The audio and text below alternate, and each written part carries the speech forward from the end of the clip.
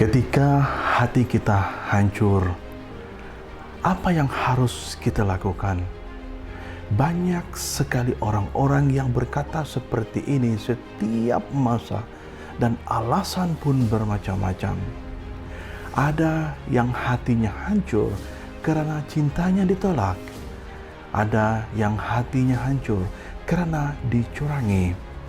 Ada hatinya yang hancur karena kehilangan anggota keluarga. Ada yang hatinya hancur karena usahanya selama ini musnah. Ada yang hatinya hancur karena mimpinya tidak tercapai. Ada yang hatinya hancur karena mendapat penyakit yang kronik. Hati hancur adalah sesuatu yang pasti pernah atau akan dialami oleh semua orang.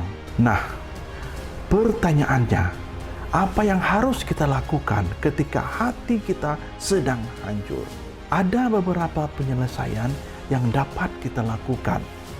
Yang pertama, kita menangis dan bersedih. Di dalam buku Mazmur 56 ayat yang ke-9, "Saraku, engkaulah yang menghitung-hitung, air mataku kau taruh ke dalam kirbatmu. Bukankah semuanya telah kau daftarkan?" Perkara yang kedua, kita harus berdoa. Roma 8 ayat yang ke-28. Kita tahu sekarang bahwa Allah turut bekerja dalam segala sesuatu untuk mendatangkan kebaikan bagi mereka yang mengasihi Dia, yaitu bagi mereka yang terpanggil sesuai dengan rencana Allah. God can use all of our broken pieces to make something beautiful. Yang ketiga, berbagilah kepada seorang teman. Galatia 6 ayat yang kedua, bertolong-tolonganlah menanggung bebanmu, demikianlah kamu memenuhi hukum Kristus. Yang keempat, yaitu baca ayat-ayat Alkitab yang menguatkan. Ada banyak firman Tuhan yang dapat menguatkan kita dengan begitu luar biasa. Contohnya, dalam buku Ulangan 31 ayat 6, kuatkan dan teguhkanlah hatimu.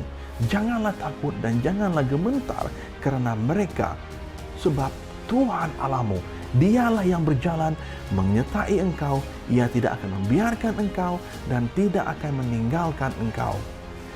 Di dalam buku Yesaya 41 ayat 10, janganlah takut sebab aku menyertai engkau.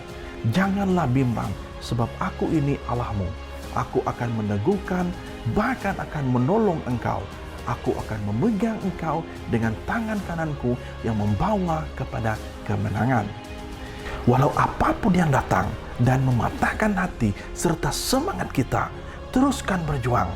Jangan mudah mengalah. Teruskan usaha Anda dan belajarlah dari kesilapan yang pernah Anda lakukan sebelum ini. Semoga Tuhan memberkati semua kita. Shalom.